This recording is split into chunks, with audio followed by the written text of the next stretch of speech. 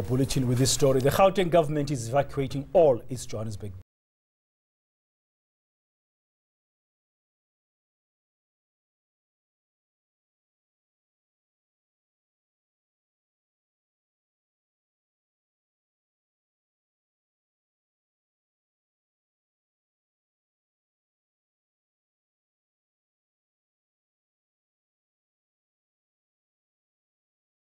conditional assessments of our buildings, and when the report comes and then it says that these buildings are required to be totally decommissioned, in other words, you can't even renovate them, we move people to new accommodation.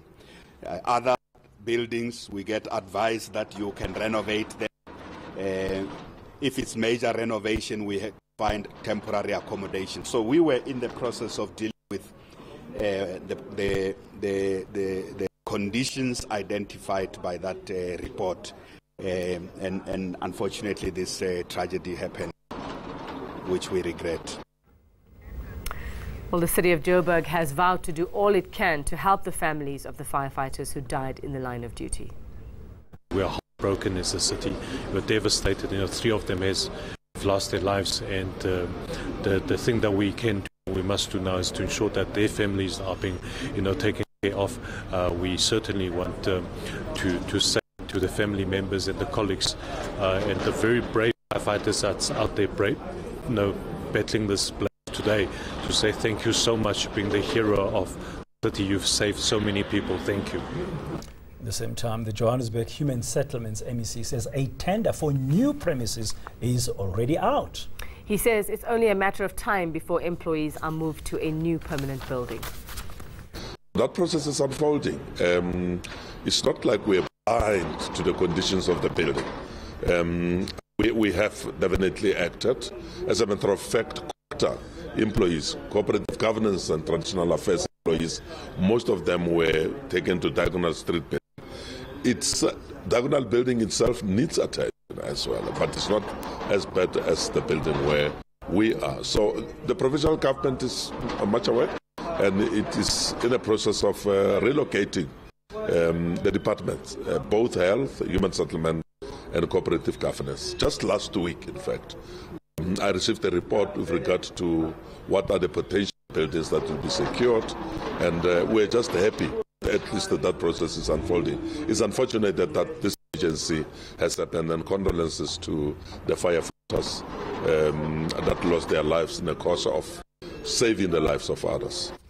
The Joburg Emergency Services says firefighters were fully equipped when they were deployed to the building in the Joburg CBD.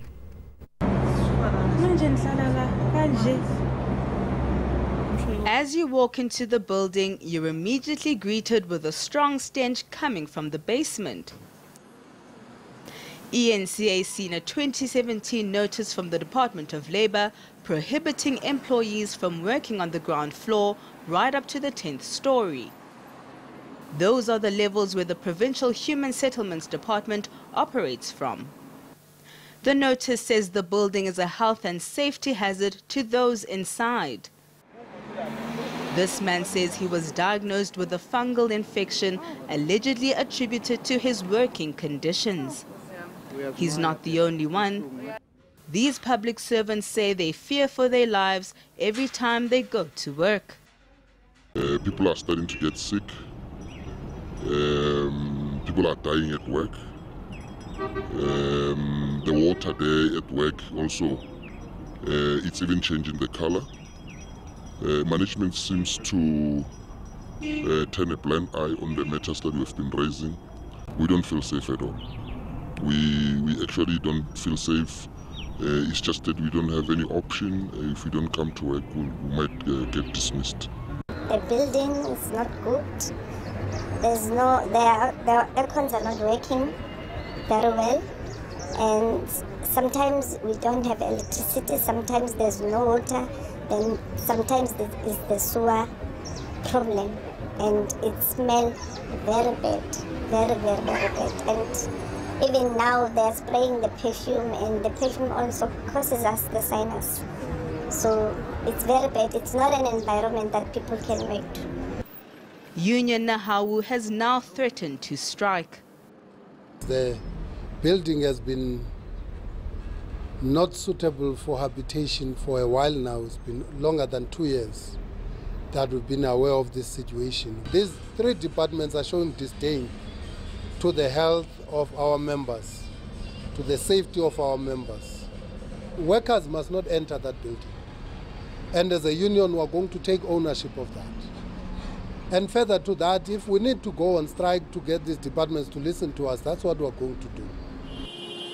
The Labour Department says the notice has been revoked after work was done in the building. Meanwhile, the Department of Human Settlement says it'll move to another building in December. Slindelo Masigan, Johannesburg. A disaster waiting to happen, that was, it seems, definitely. Yeah, for over 2 years. Anyway, now the Joburg Emergency Services says firefighters were fully equipped when they were deployed to the building in the Joburg CBD. The firefighters were carrying full equipment. They had their breathing apparatus and it was full. They had all the firefighting equipment. They were up there to look for hydrants to connect so that they can start with firefighting. Unfortunately, the pressure of the hydrant was low, so they moved to the other side. This is where the fire, the blazes were at, and they couldn't get out from that side. Well, we spoke to some firefighters in Johannesburg in 2015. They complained about their working conditions, say they were being placed in dangerous situations without the necessary equipment. Well, they also said vehicles and equipment are not being maintained. Zikona Shona has the story. This firefighter has put her life on the line for 7 years. The 37-year-old says working in Johannesburg comes with even greater risk. Last month, 2 of her colleagues died fighting a blaze in the CBD.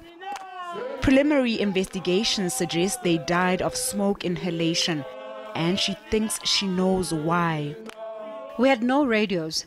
They only gave us radios 4 days after those firefighters died. When I go in, I have to radio station command to tell them I'm safe.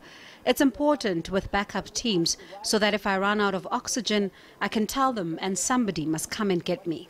Another firefighter says the lack of equipment compromises the people he's trying to save. I love my job, and when I go on duty, I always make sure that I want to rescue people.